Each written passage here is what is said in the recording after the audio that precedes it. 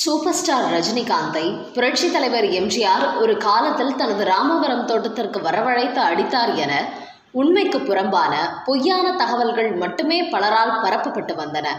ஆனால் ரஜினிகாந்த் நடித்த படம் ஒன்றின் ரிலீஸ் தேதியன்று ஒரு சிறப்பு காட்சியை திரையிட செய்து அதற்கு 1000 ரூபாய் டிக்கெட் கட்டணம் கொடுத்து அந்த படத்தை பார்க்க தனது கட்சி நிர்வாகிகளுக்கு எம்ஜிஆர் உத்தரவிட்ட நிஜமான சம்பவம் எல்லாம் வெளியே தெரியாமலேயே, ஏன் எம்ஜிஆர் ரஜினி ரசிகர்களுக்கே கூட தெரியாமல் இருக்கின்றன.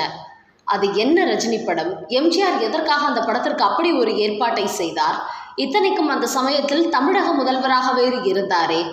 இந்த சம்பவத்தின் பின்னணியில் என்ன நடந்தது என்பது குறித்து தான் இந்த வீடியோவில் பார்க்க போகிறோம். புரட்சி தலைவர் எம்ஜிஆருக்கு சினிமாதான் உயிர் மூச்சாக இருந்தது. அவர் சினிமாவில் இருந்த காலகட்டத்திலும் சரி, சினிமாவை விட்டு அரசியலுக்கு சென்று முதல்வராக மாறிய பின்பும் சரி, எப்போதுமே சினிமா துறை மீதான அவரது பாசம் குறையவே இல்லை. எம்ஜிஆரின் படங்களில் எப்போதுமே கதை என்று பார்த்தால், இவர் பணக்காரராக இருந்தால் ஏழைகளுக்கு வாரி வாரி கொடுப்பார், ஏழையாக இருந்தால் கொள்ளை கொள்ளையாக சேர்த்து வைத்திருக்கும் பணக்காரர்களிடமிருந்து அதை எடுத்து ஏழைகளுக்கு கொடுப்பார். இப்படித்தான் அவர் கதைகள் இருக்கும். அதே சமயம் அந்த படங்களில் எல்லாம் சண்டை காட்சிகளுக்கு மிகுந்த முக்கியத்துவம் கொடுத்து ரசிகர்களை எப்போதுமே இருக்கை நுனியில் அமர வைத்து வித்தை தெரிந்தவர் எம்ஜிஆர். அதனால்தான் நடிப்புக்காக சிவாஜி படத்தை பார்க்க சென்றவர்கள் எல்லாமே சண்டை காட்சிகளுக்காகவே எம்ஜிஆர் படங்களை பார்க்க வந்தார்கள். அதனால் எப்போதுமே சண்டை கலைஞர்கள் மீது எம்ஜிஆருக்கு தனிப்பட்ட பாசம் உண்டு. படப்பிடிப்பிலும் சரி, படப்பிடிப்பு இல்லாத நேரத்திலும் சரி, அவர்களுடைய உடல் நலனிலும் வாழ்க்கையிலும் மிகுந்த அக்கறை காட்டி வந்தவர் புரட்சி தலைவர் எம்ஜிஆர். சண்டை கலைஞர்களின் வாழ்க்கை உத்தரவாதம் இல்லாதது என்பதால் அவர்கள் பாதுகாப்பின் மீதும் அவர்கள் குடும்பத்தின் மீதும் மிகுந்த அக்கறை செலுத்தினார் புரட்சி தலைவர் எம்ஜிஆர். அப்படி எம்ஜிஆருக்கு பல படங்களில் அவரது டூப்பாக நடித்தவர், ஒரு காலத்தில் சண்டை கலைஞராக இருந்து பின்னாளில் ஸ்டண்ட் மாஸ்டராக மாறியவர் ஷாகுல் ஹமீத். கிட்டத்தட்ட 19 படங்களில் எம்ஜிஆருக்கு டூப்பாக நடித்து ரிஸ்க் எடுத்து சாகச காட்சிகளில் நடித்தவர் இவர். ஒரு முறை இவர் தேனாம்பேட்டை பகுதியில் அரை கிரவுண்டு இடம் வாங்க 10,000 ரூபாய் விலை பேசி 3,000 ரூபாய் அட்வான்ஸாக கொடுத்து விட்டார். குறிப்பிட்ட நாளுக்குள் பத்திரம் முடிக்க வேண்டிய இக்கட்டான சூழல் ஏற்பட்டது. இல்லை என்றால் அந்த 3,000 ரூபாயும் திரும்ப கிடைக்காது.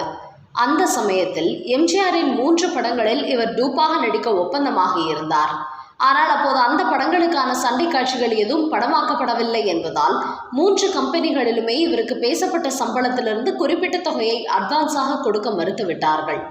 இதனால் நேரடியாக சத்யா ஸ்டுடியோவுக்கே எம்ஜிஆரை பார்க்க சென்று விட்டார் ஷாகுல் ஹமீத். அப்போது எம்ஜிஆரின் உதவியாளராக இருந்த சபாபதி, இப்போது இவருக்கு படப்பிடிப்பு இல்லை என்றாலும் இங்கே வந்திருக்கிறாரே, என்ன விஷயம் என்று விசாரித்துள்ளார்.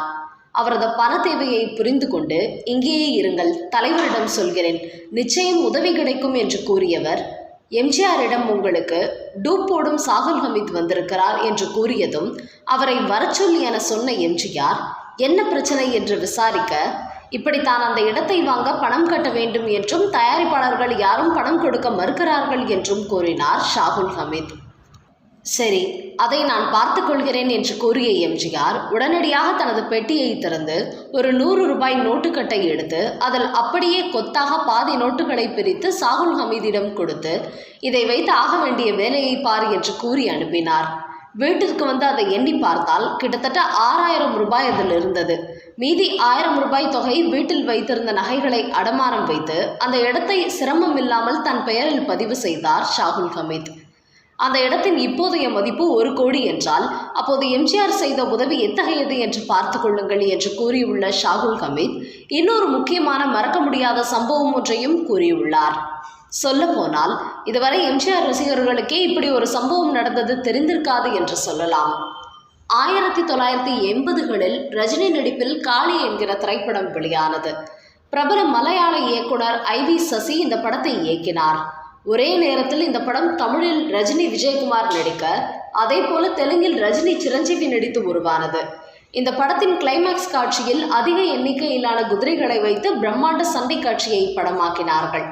கதைப்படி சண்டை நடக்கும் இடத்தில் மிகப்பெரிய தீ விபத்து ஏற்படுவது போலவும், அதற்கிடையே ரஜினிகாந்த் மற்றும் சண்டை கலைஞர்கள் குதிரையில் அமர்ந்தபடி சண்டை போடுவது போலவும் காட்சி படமாக்கப்பட்டது. அப்போது சண்டை காட்சிக்காக பற்ற வைக்கப்பட்ட தீ எதிர்பாராத விதமாக மிகப்பெரிய அளவில் கொழுந்துவிட்டு எரிய ஆரம்பித்தது. இதனால் குதிரைகள் தாறுமாறாக ஓட ஆரம்பிக்க பல சண்டை கலைஞர்களும் குதிரைகளும் இந்த தீயில் சிக்கினார்கள். அவர்களை உடனடியாக அருகில் இருந்த மருத்துவமனைகளுக்கு சிகிச்சைக்காக அனுப்பி வைத்தனர். அப்போது புரட்சி தலைவர் எம்ஜிஆர் முதலமைச்சராக இருந்தார். இந்த தகவல் அவரது காதுக்கு போனதுமே இரவு 10 மணிக்கு பாதிக்கப்பட்டவர்களை சந்திப்பதற்காக மருத்துவமனைக்கு வந்துவிட்டார் எம்ஜிஆர்.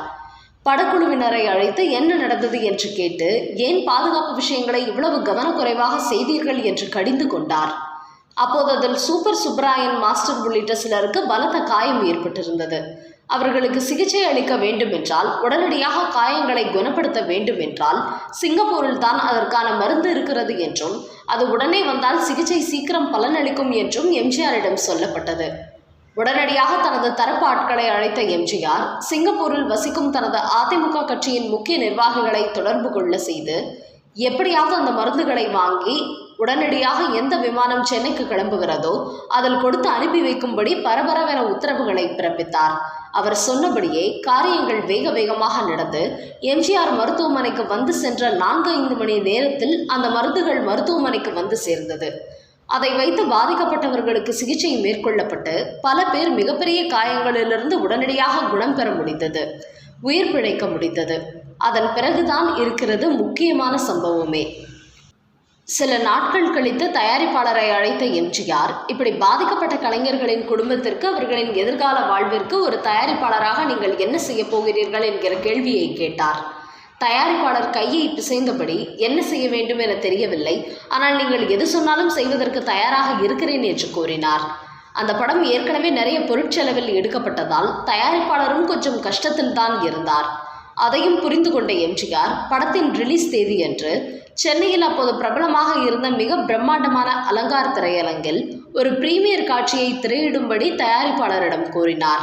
கிட்டத்தட்ட 1000 பேருக்கு மேல் அமரும் அந்த திரையரங்கில் தனது கட்சியின் முக்கிய நிர்வாகிகள் அனைவருமே காலி படத்தின் பிரீமியர் காட்சிக்கான டிக்கெட்டை 1000 ரூபாய் கொடுத்து வாங்க வேண்டும் என்று உத்தரவிட்டார். கட்சி நிர்வாகிகளுக்கு 1000 ரூபாய் என்பது அப்போது பெரிய விஷயம் இல்லை.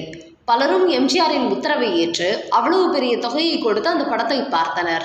அதில் வசூலான தொகை முழுவதையும் அந்த காலி படத்தில் பாதிக்கப்பட்ட சண்டை கலைஞர்களின் குடும்பத்திற்கு சமபங்காக பிரித்து கொடுத்து அவர்களுக்கு வாழ்நாள் முழுவதும் உதவித்தொகையாக அமையும்படி ஏற்பாடு செய்தார் புரட்சி தலைவர் எம்ஜிஆர். இன்னொரு நடிகரின் படம் தானே, நாம் தான் இப்போது சினிமாவில் இல்லையே என்றெல்லாம் நினைக்காமல், ஒரு காலத்தில் தனக்காக உயிரை கொடுத்து பாடுபட்ட சண்டை கலைஞர்களின் வாழ்க்கை எந்த விதத்திலும் பாதிக்கப்பட்டுவிடக் கூடாது என்பதற்காக எம்ஜிஆர் இப்படி களத்தில் இறங்கி செய்த சம்பவங்கள் 1-2 அல்ல, பல உண்டு. வருங்காலங்களில் ஒவ்வொன்றாக அவற்றை பார்க்கலாம்.